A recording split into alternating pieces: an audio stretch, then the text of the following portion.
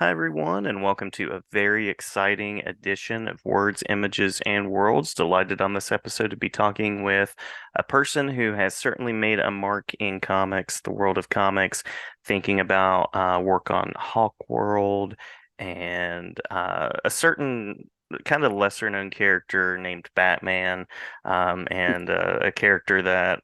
Uh, Kind of a one-hit wonder, Bane. Somebody that most folks that know that character probably haven't heard of. Of course, I'm being ironic. I'm talking with Graham Nolan, who co-created Bane and has worked on a variety of titles and currently working with Compass Comics. Created Compass Comics, is that right? Yes. Yeah, it's my own publishing company. Yeah, yeah. So thank you for jumping on and talking with me for a few minutes today, Graham. You're welcome. Thanks for inviting me. My pleasure. My pleasure. I mentioned a couple of titles and characters there, and I won't go extensively into the world of Batman and Bane because I know there are a couple of interviews out there that delve into that, unless there's something in particular that you want to throw in that's not been out there. But just curious before we talk about some of the indie titles and works that you've done, at what point did you look at the world of comics and go, "This is the place for me. This is where I want to create and spend my time and share my ideas." When I was 12 years old, Yeah. my sixth grade teacher brought in a stack of comics for the kids to read during recess or Hmm. after tests, that type of thing. And one of the books that he had brought in was a brand new issue of the Justice League, and it had all these characters in there that I knew from media. Superman, Batman, Aquaman, and then lesser known characters, Green Lantern, that I hadn't heard about and stuff. And that one, that comic just lit me up. Hmm. I'd Hmm. peripherally been involved with comics. Like every other kid, they end up in your house. You don't remember buying them. Maybe grandparents bought you to shut you up or something like that.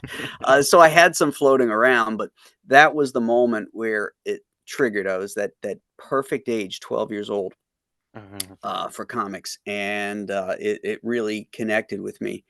Um, I'd been a monster kid before that, reading monster magazines and building Aurora model kits and stuff like that. And there was always articles in the magazines about comics, about what was going on. So I had this peripheral knowledge of it, but that was the catalyst. Hmm. Hmm. So you're telling me that there was a teacher who introduced you to the world of comics. Yes, yes, That's there was. awesome. That's Yeah, amazing. That's Mr. a big Schneider. through line. Mr. Schneider. Mr. Schneider, Bruce Schneider. It was his first year of teaching right out of college. I was in his first class. And some years ago, 2000 and I don't know, 2008, something Hmm. like that, uh, I got in contact with him.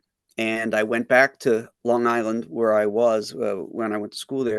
And we met. We had breakfast together. And he had known about my career because I know I'm always talking, when people ask that question. So I always mention his name. Hmm. Hmm. And he knew about it. And he was just thrilled, that I remembered him and give him shout outs. Yeah, yeah, very He cool, was a very great cool. teacher. Awesome. That's one of the through lines on the show is getting people involved in the world of reading, younger kids or older kids or adult Mhm, kids or whatever it happens to be, and the power of comics for literacy. So I appreciate mhm. that story and very cool things. My mom was a teacher, so she never had any kind of qualms about stuff I would read, trying to get a boy to read, Hmm. where their Hmm. minds are off in Adventureland and all that kind of stuff. And if you can get them hooked on something, it's like a gateway drug. Get them in there reading, whether it's adventure comics or like Doc Savage books, which were Yeah. popular when I was a kid, high action adventure stuff. Um, that starts to develop and then as you mature and grow and stuff, then you start to seek out more literary challenges. Hmm. Hmm. Yeah. So curious about. I know we're kind of jumping over a big part of your career now, which was working with DC and Hmm. the big titles, the big things, the big two, I should say. Hmm. Curious about what led you to the world of kind of creating your own company, taking your own stance on comics. And the front page of your website essentially says like there was some disillusion that you had with the world of comics. Well, I've been doing this now professionally for 40 years. So Hmm. I've seen a lot of changes in the industry. And somewhere in the early 2000s, things really started to change. Um, the the old school editorial systems were collapsing. Um, we were getting less and less educated in the business of comics. People running the show. Hmm. A lot of uh, the current term is wokeisms started making their way into comics at the expense of good storytelling. Hmm. There was gatekeeping and blacklisting because if you didn't agree with them or you voted for the wrong guy, you were cast out. Hmm. It's crazy that that exists, but it does exist. And uh, when after creating Bane, you can see how much money is generated by a property like that, and then how much you get. Mm-hmm. Yeah. uh, the other impetus for me was, own my own properties.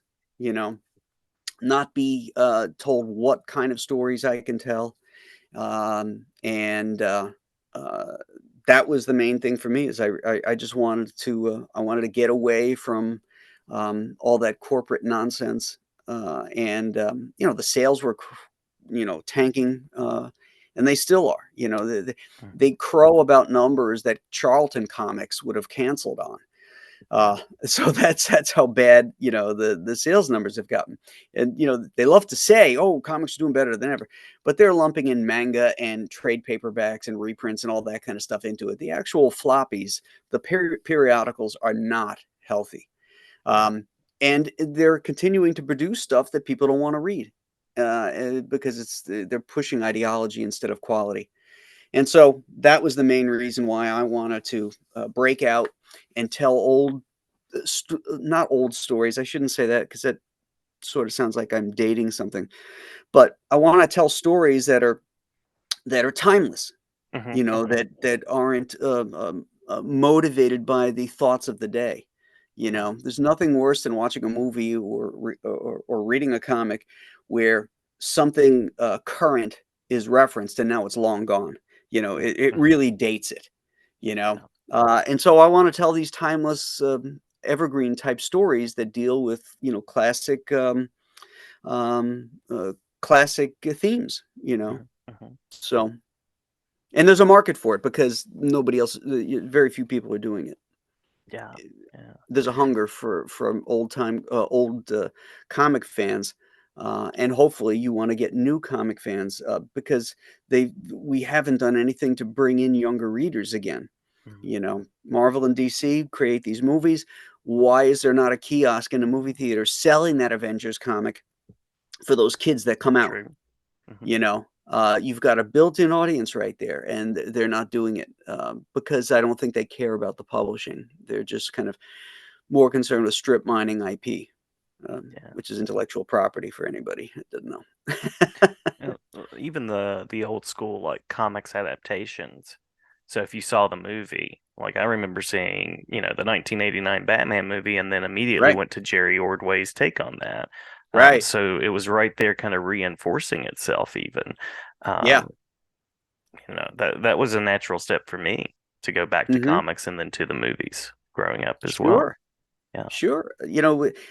When we got out of the newspaper distribution and went into direct sales, um, uh, it helped to save the industry at the time, but it's also a kind of a millstone around our necks because you have to seek out comics now. You can't just find them by accident and discover them, which is what was exciting as a kid. You could go into any 7-Eleven or a luncheonette or a mom and pop cigar store and see this a spinner rack of comics and discover them for yourself for the first time. If you didn't have a comic shop in your town, you had one of those things Hmm. where you could discover them. And kids can't discover them anymore, and so they move on to other things. Yeah. And I'm trying to reach out to new readers that are technologically savvy, i.e., they can go on the internet, they know how to purchase, they're on their phones, they can do stuff on that, Hmm. and so hopefully at some point bring in new and younger audience that will grow with the business. Yeah. Yeah. You also do this. really clever thing, which is everything you publish isn't superhero based. You have a range there and comics that appeal to kind of like the thriller or horror side, and that's Mhm. part of that classic storytelling too. To me, is that you can tell any kind of story in a comic. It doesn't have to be just a superhero. I mean, there's nothing wrong with superheroes, but there are a lot of things to do. Thinking about Chinu there over your shoulder, and Mhm. Joe Frankenstein, who's kind of a horror comic meets there he is. Meets kind of the superhero aspect there. Mhm. Um, so curious about anything you would want to share about reclaiming Joe Frankenstein and kind of taking it under the wing of Compass, or any of those titles, Matecumbe Key, Monster Island. Mhm. Yeah, well, I made a conscious effort to avoid superhero comics. Hmm. Hmm. Marvel and DC have those locked down. We don't need more of them, and I played in that sandbox for 40 years. There's other genres, other stories I like. I love westerns, I like war comics, I like horror, the supernatural, even romance. I'd like to tell a modern day romance Hmm. comic. I think that would be fun. Um, so I specifically focused my Nolan verse, my Compass Comics world on monsters. As I said, I was a monster kid first. It was my first love, so I figured that's where I'm going to go. Um, and those kind of stories are bulletproof. Even in the greatest recessions and depressions, monster stuff, horror comics, horror movies sold. Hmm. So that's where I lean towards. It's not to say I won't ever do a superhero comic, but even my horror and supernatural stuff is always mixed with high adventure. Yeah. It's really kind of a mashup genre. As much as I like straight up horror, I like to have an element of high adventure involved in it as well. Yeah. Joe Frankenstein is exactly that. It was a love letter to the Universal monster movies Hmm. and high adventure stuff. If you ever saw the movie The Mummy's Hand from 1940, it was the first. It's technically not a sequel to Boris Karloff's The Mummy because it's a brand new mummy, and he's actually a mummy in this one. And it was really the precursor of Indiana Jones because Dick Foran plays this two-fisted archaeologist that's seeking out the tomb of Ananka and runs into the mummy, and they get into all this cool fight stuff. Um, and so that was one of my favorites as a kid, and that's what I went into when I was, developing Joe Frankenstein, is that kind of feel to it. Hmm. And, so we proposed it to IDW, and they picked it up and published it, but they didn't do a very good job of promoting it and stuff, but it was always creator owned, so, what little percentage they had, we had the rights given back to us. So it's all 100% me and Chuck Dixon now own it. Hmm. So I immediately republished it under the Compass Comics banner in two parts because it was pretty long. And we're developing new Joe Frankenstein stories now. If people are Awesome. interested, they go to the Compass Comics website, and both of them. Joe 1 is available on the website right now, and Joe 2 Hmm. will be up there shortly. Nice, nice. So it sounds like you and Chuck Dixon have continued a partnership. I was going to ask about collaborations and experiences that have been positive and folks that you've connected Mhm. with in the industry as well. Yeah, Chuck and I go back a long time, to almost the very beginning, of our careers at Eclipse Comics, Hmm. and we've worked on so many things together, and we really enjoy working with each other. That's my probably my biggest collaboration in my career was with Chuck. We created Bane together. We Hmm. did Joe Frankenstein. We've done dozens of projects and proposed dozens of projects that didn't fly as well. Um, so, and Chuck and I are also involved in a company that we're co-owners on called Spin Rack, which is developing digital comics, Nice. and eventually gaming and Web3 things with our properties. Cool. Very cool. Working across the media. Exactly. Yeah. Yeah. Um, any other collaborations, experiences you would want to point to before we talk about next creative steps? Well, I mean, I've worked with so many people. Some I think married better than others. Hmm. Um, but I worked John Ostrander and Tim Truman on Hawk World.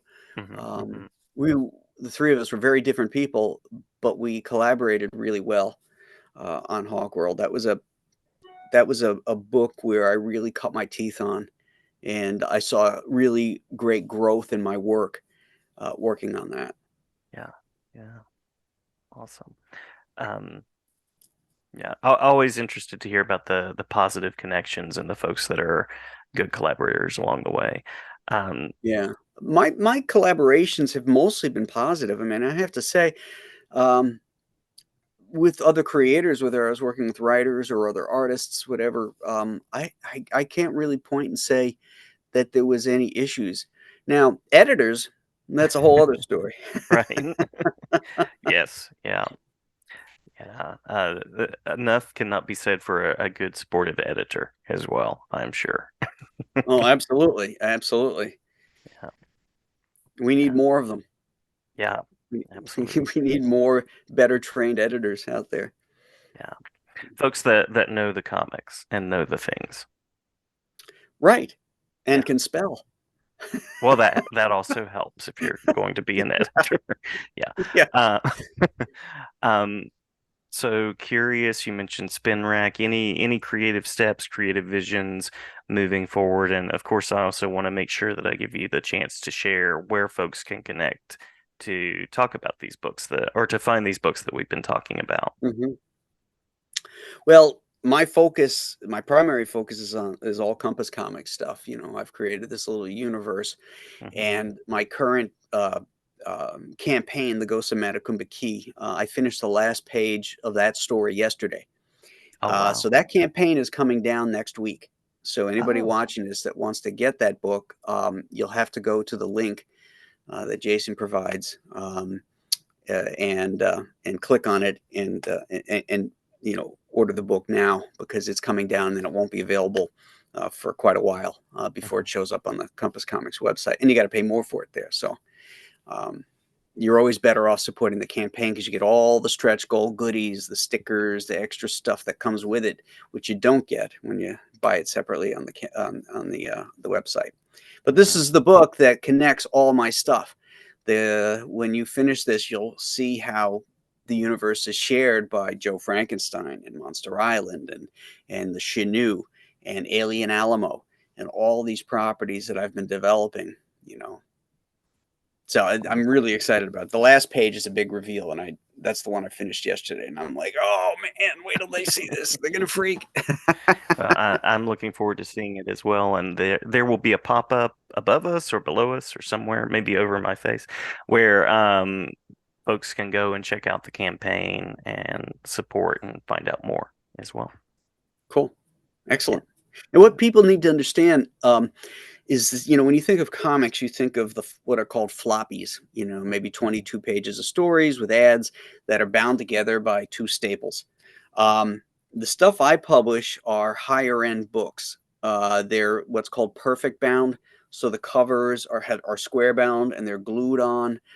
It's a higher grade of paper. It's Mhm. more of a boutique comic, and like Ghost of Matecumbe Key is going to have 72 pages in it. It's more like what you'd consider a graphic novel or what DC used to call prestige books. Mhm. Mhm. Yeah. Higher quality as far as the materials, but then also more content than your average floppy. Exactly. There's Right. behind the scenes things, all that kind of stuff. Yeah. Yeah. Well, Graham, thank you so much for jumping on. I promised you a brief talk. Anything else that you want to make sure to mention before we close out of the episode? No, I just thanks everybody for watching and listening to me ramble.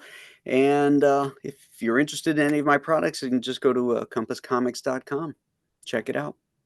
Right. Well, I appreciate both your history in comics as well as the ongoing work that you're doing in sharing creator-owned universes, and I am sure continuing to inspire others to do the same. Well, thank you very much, Jason. Thanks for having me on.